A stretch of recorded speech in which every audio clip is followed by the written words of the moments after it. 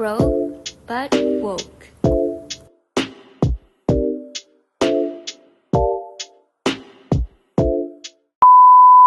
Pose with the fans. Pose with the pose with the put the pose pose with the fans. Pose with the pose with the pose pose with the fans. Pose with the fans. Pose with the fans. Assalamualaikum and hello everyone, welcome back to Broke But Woke, where we're gonna explore more into how political events gonna shape the economic stabilities. With me today, Siti Sarah, we're gonna dive further into how the 2024 US election with the Trump versus Kamala Harris gonna shape our economic stabilities. So before we dive further into the topic, can you introduce more about yourself, Sarah? Okay, sure, Azim. Thank you for the host for introducing me. My name is Erdina Mysarah, but for short, you can call me Sarah. I am an accounting student. I've been learning international finance in my semester, and I can conclude that we have learned so much, including exchange rates, the parity, and also the trade exchange. Great. Recently we've been hearing a lot about global economic challenges, right? Can you relate this into the 2024 US election? Sure.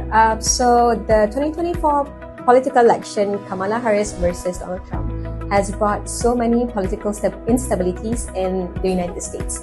But we have to focus more on the bigger picture, which is the international finance picture.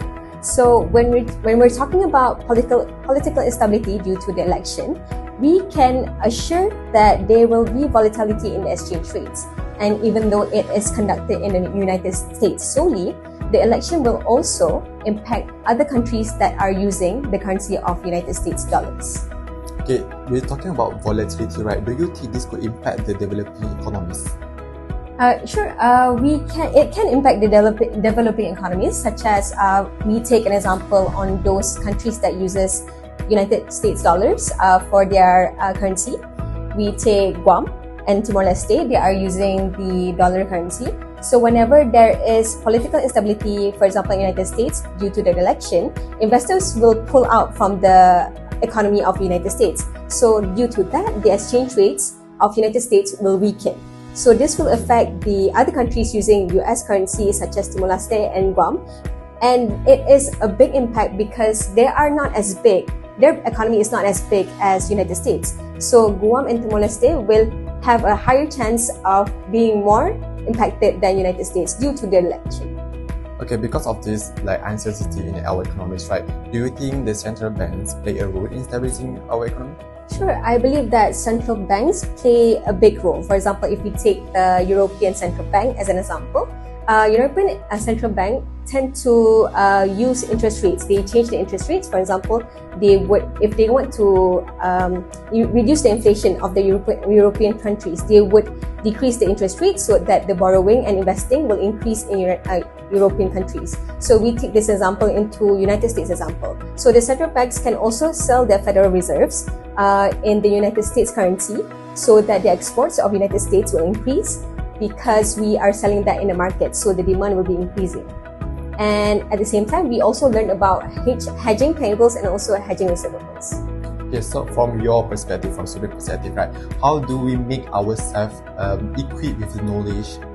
How do we stay informed and make better financial decisions during these global events? I believe that as a student, even though we are not practical in international finance because all we are learning is just the theories, I believe that we can become better students by learning more, by reading more of international finance so that we can equip ourselves for the future, for our own future. For example, when we learn about the exchange rate derivatives, we know about the volatility of the market. When we enter the foreign exchange market, we know how to hedge. We know how to not only hedging just for the payables, but also our receivables as a student. So to our viewers at home, make sure to always apply your knowledge because we might be broke, but we have to stay woke. Okay, thank you so much, Sister Sarah, for accepting my invitation to the studio. We're going to take 5 first before we move further into our next special guest. Thank you, Azim. Thank you.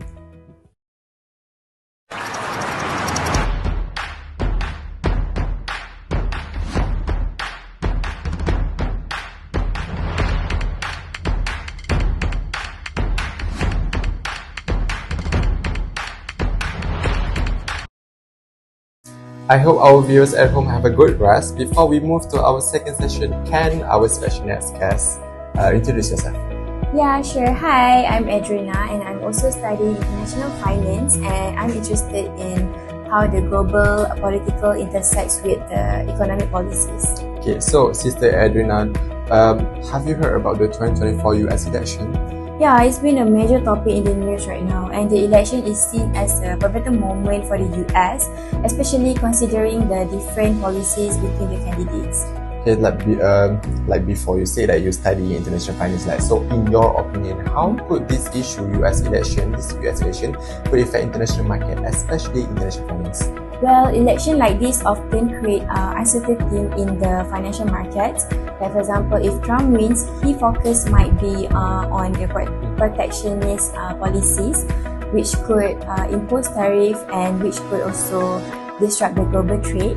While Harris might prioritize multilateral agreements, which could stabilize the trade relations. And either way, market will react strongly, and this could impact the exchange rates and investor confidence globally. I see. So it is common for every country to want the economic stability, right? So how do you think this issue could affect the global economy? Definitely, the US is a major player in global economy, and policies that disrupt the trade and increase the geopolitical tension could slow down the global growth. For example, if tariffs are introduced, it might lead to trade wars, hurting both developed and developing economies. And stability also depends on clear and predictable policies, and right now the uncertainty is the main concern.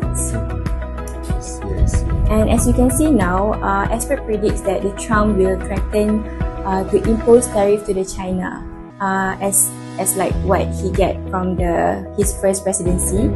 Yeah, because we know that China and US is not in a good relationships, and the trade war might flare up again, and that could also hit Malaysian pretty hard. Because many Malaysian company depends too many product from the China. So when the US impose tariff to the China, of course the product from China will increase, right? So it will hurt many company and will slow down our economy.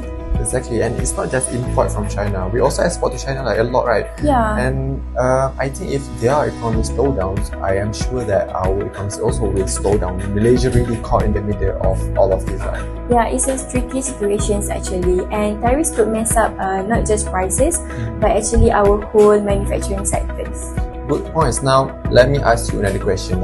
How multinational corporation? Because I think multinational corporation could be the ones that are badly impacted from all of this. So how do they prepare on such uncertainty? Okay, in my opinion, business should diversify their markets to not only rely to only one country because it's too risky, and to hedge against the currency risk, they need to do a proper balance and check and keep an eye on the global economic trends to make the right decision. And to hedge the currency risk, what company can do, either position whether it's receivable or payable, what they can do to hedge the currency risk is by doing the forward contract hedge and also the money market hedging. I see, okay. I think that marks the end of our session.